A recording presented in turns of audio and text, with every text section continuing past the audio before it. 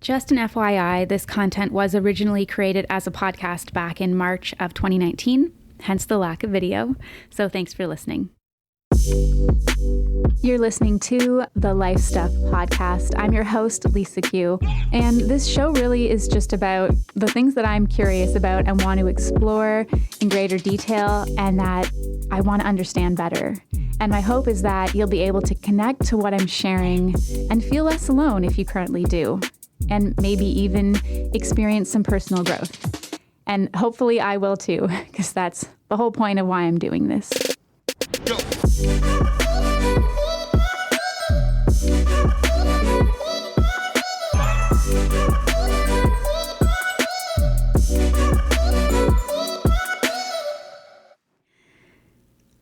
I'm not quite sure how to start this or how much background information I should give, so I'll just say I'm in my mid-30s and I have 2 kids.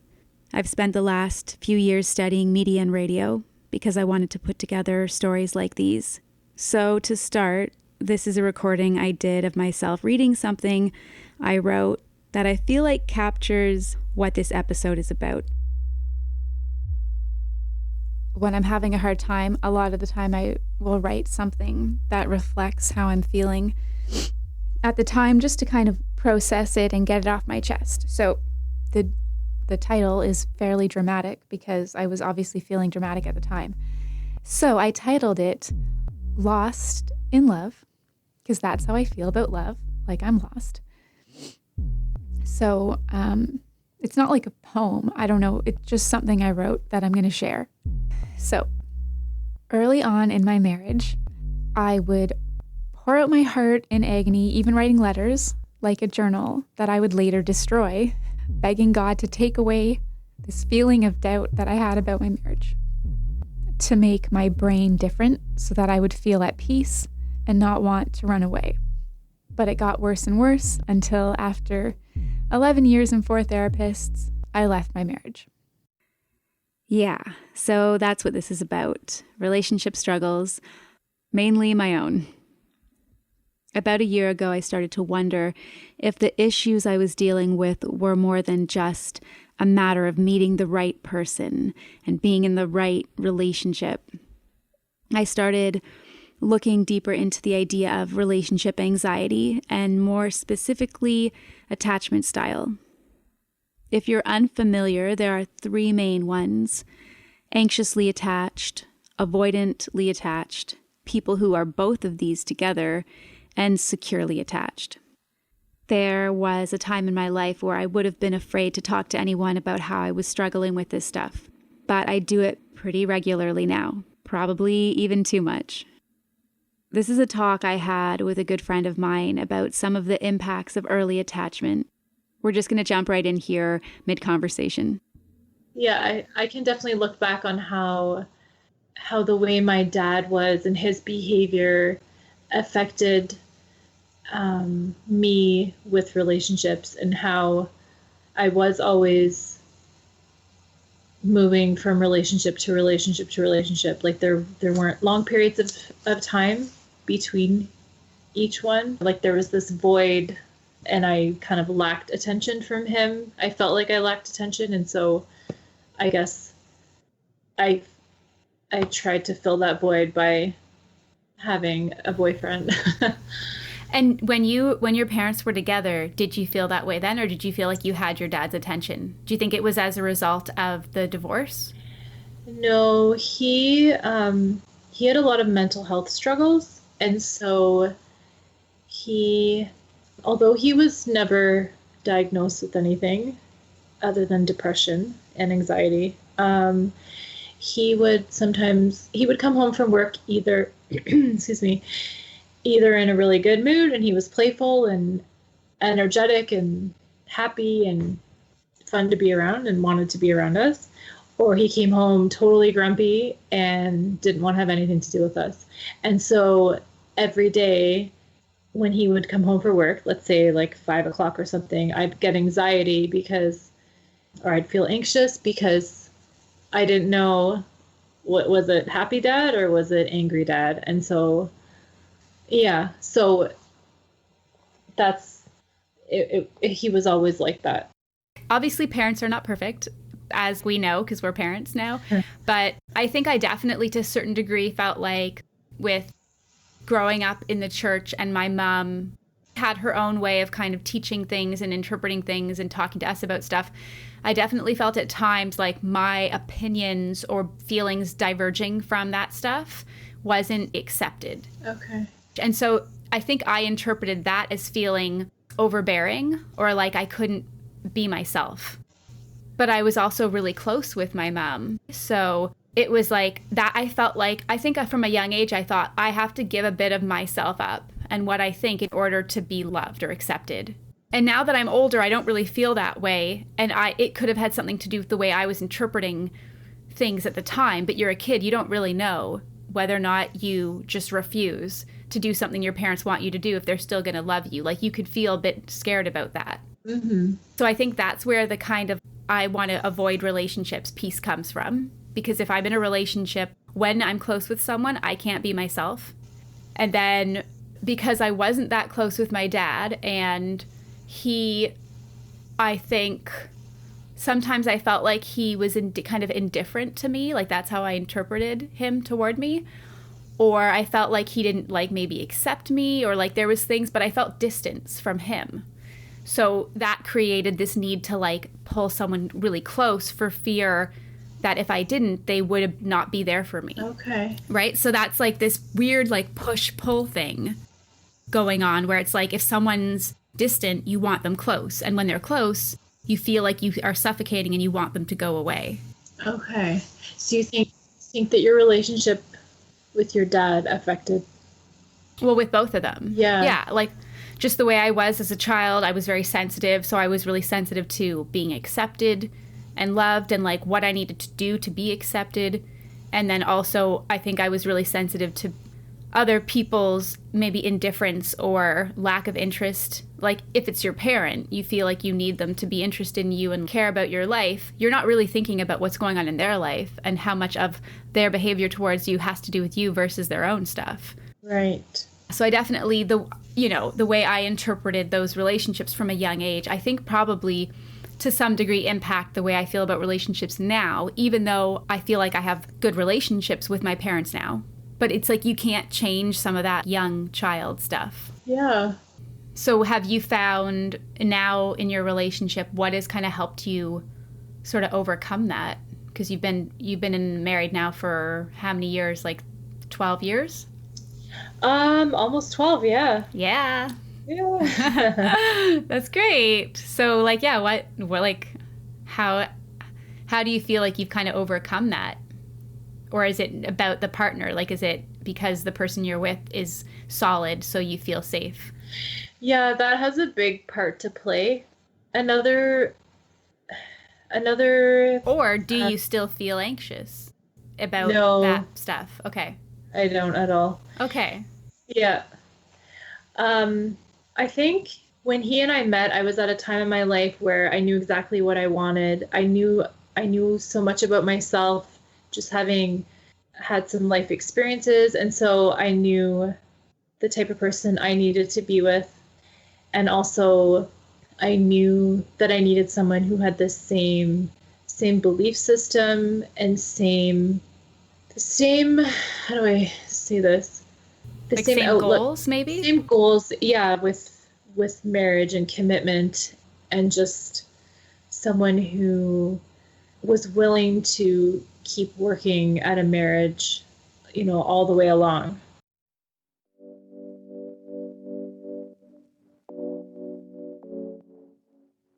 Another woman who I am close with and who, even though she's younger than me, I look up to is my sister-in-law, Jamie. I really like her and my brother's relationship. And one of the things that I like so much about it is that it's had some, I would say, I don't know, innocent complexity. It's had some complexity. I guess most people's has, but this one, I guess it makes sense to me, or it's something I feel like I can relate to. And I'm just really happy that she was willing to share it on here with me. Also, you've already heard me reference or say the phrase, the church, In this next conversation, you're going to hear the word mission come up often. So just a bit of background information on that. I did grow up in the Mormon Church, formerly known as the Church of Jesus Christ of Latter-day Saints, and some of the people I'll be speaking to from time to time were raised in the Mormon Church as well, and either currently participate or have some degree of affiliation.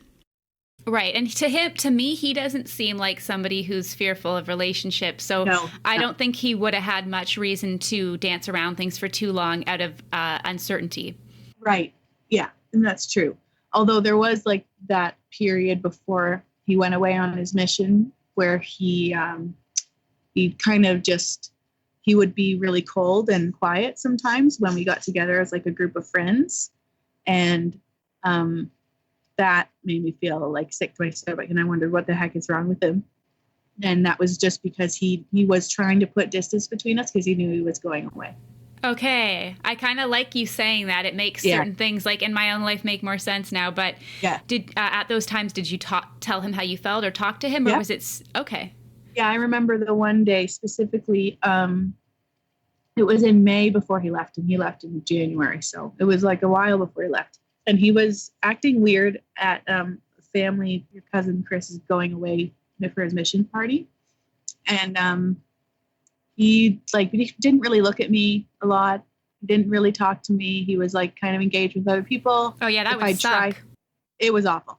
I would try to like sidle into the conversation, and he would just kind of like, It was as if I was just an acquaintance that he didn't really know. As opposed to the whole time being like, talking more and more and getting to know each other really well and hanging out and whatever. So it came like it kind of blindsided me. I was like, what is going on here? And this is before he went on his mission. Yeah.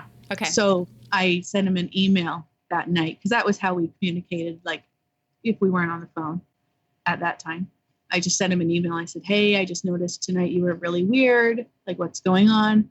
And he emailed me back and said, yeah, he made a few jokes at the beginning, which I didn't like. I was like, what are you talking about? Anyway. He said like, oh, yeah, I've just realized, I'm going away, and it really doesn't make sense for either of us at this stage of our lives to be really committed to one person. And I shouldn't be, with anybody right now in any sense of the word. And even though we're not officially dating, how we have been. And I just need to take a step back from that and just focus on what I'm about to be doing, and it makes total sense to me now looking back, but at the time I was really, really hurt by it and really upset. And so I sent him an email back, kind of mean one. I forget what I said exactly, but I wasn't happy. And then things cooled off for a little while. And then he just kind of, I feel like once he felt more comfortable that like, oh, okay, she gets it. And we were backing off a bit. Then he still liked me. So it just like started again. And then I remember he was cold and distant again the night before he left for his mission. Yeah. When I was over there saying goodbye and stuff. He was the same way. And I knew, sorry. Did you have a chance? I guess you didn't have a chance to bring that up with him then. No, I didn't. But I knew from before what it was because it was the same thing. And so I kind of just let it go, even though I was upset. I remember the next day I cried a lot that day, not just because he left, but also because it was just like not a very nice parting. But I knew like a couple of weeks later, like he sent a tape home where he talked to everybody, but he sent me my own. And at the end of it, he said, I love you in Hungarian. And I knew that it was fine. He just was trying to make it easier for himself the night before he left, to just focus on his family more rather than me, who was just there. That's so cute. That makes me feel like I'm going to cry because it's like it's hard. Life is hard and it's difficult to go through those things. Yeah, it was not fun. But anyway. Okay. So, and obviously like as things between you guys, and I know when he got back, there was also a period where he was like distant and at one point said he didn't think you guys should be dating. The last year of his mission, I'd say the last half, he didn't write me hardly ever. Like he wrote his email home to his family and then I would be tagged in it. Like I would be sent it, but he would never write me an extra message or send me a separate email, which in the first year was common. And so as that started happening, I was like, I think he's just like, he's got his blinders on and he's just really trying to focus because he's nearing the end. and he's not even here in his mind. He's not at home. He's not in any romantic sort of relationship right now. So that's fine. Like I hated it, but it also just was the way it was. And I just kind of got used to it.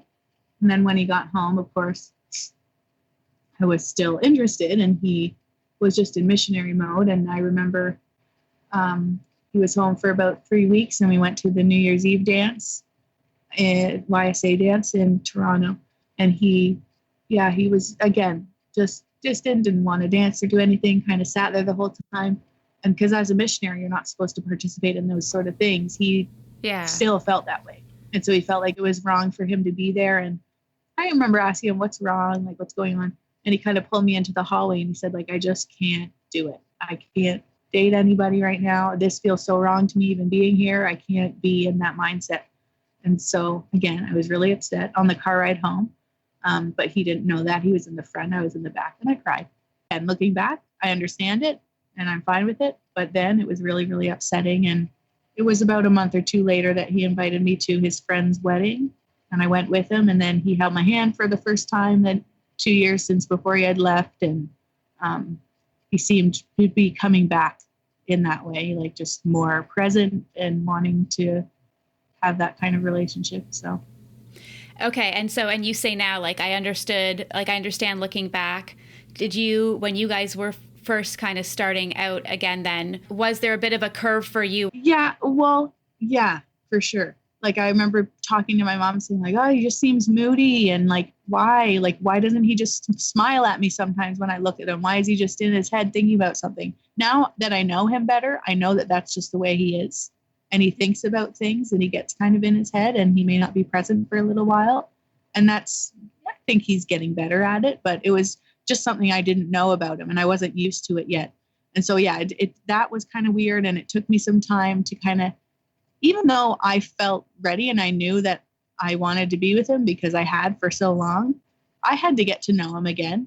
And I had to realize that, oh, I really do like this person again, because I had kind of, 2 years is a long time. You kind of forget the nuances of a person. You forget what you had before. So even though I knew I wanted to try for sure, it took me a little while to get to know him again and to feel sure about it again.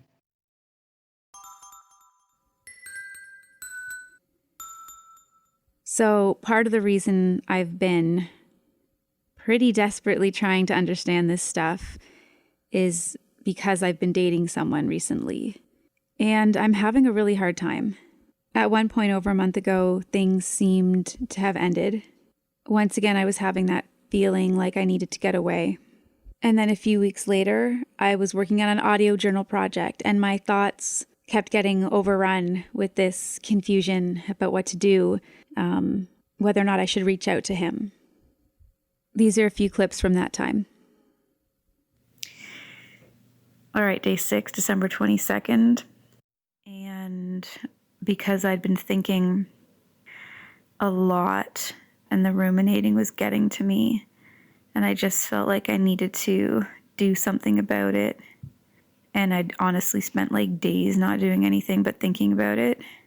And I just got to a point where I was like, you know what, I'm just going to do something about it. So I tried the what advice you would give someone who wasn't you thing. And I got to the point where I was like, you know what, if someone was talking to me like I'm the way I'm thinking, I think I would just tell them, like, just, if that's what you want to do, just try that and see how it goes. Because, like, give yourself a break. You're driving yourself crazy. Day 7, December 23rd. A lot of thoughts today, but less ruminating and going back and forth today than before. So I don't know what that means. I'm trying not to think about it too much because I'm just trying to take things with making decisions like one step at a time, because I'm not like that. And it's more common for me to create a whole story surrounding something. But all I know right now is that missing him and thinking about him a lot, and then all I knew was being surrounded by my family and people who love me and I love, and talking to friends, even in feeling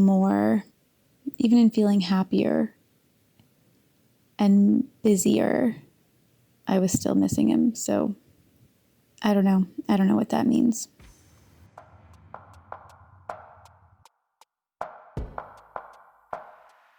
I wish I could say that I wanted to try again, and we did, and everything has worked out really well, and I've got all this stuff figured out.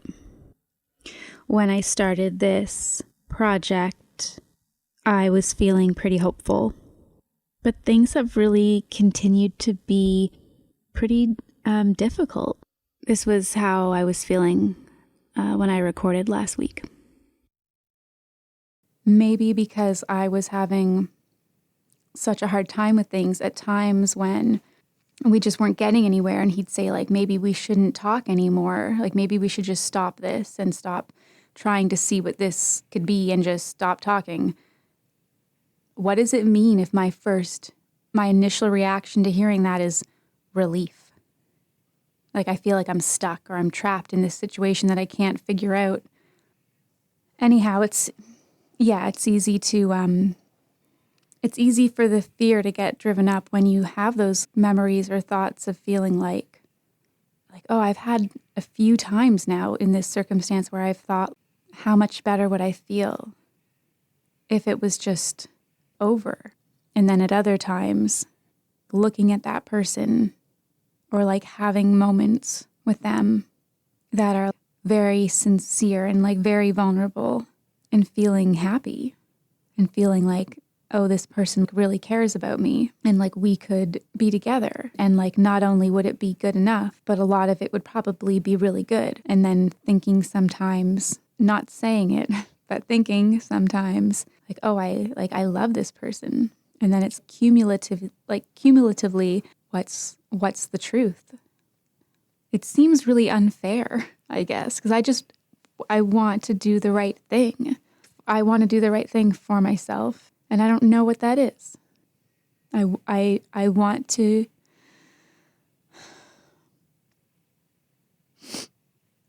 like be the best person I can be. I want to be like a good mother. I want to be like a good friend to people, and I don't want to be distracted by this obsessive inability to know what's true when it comes to relationships.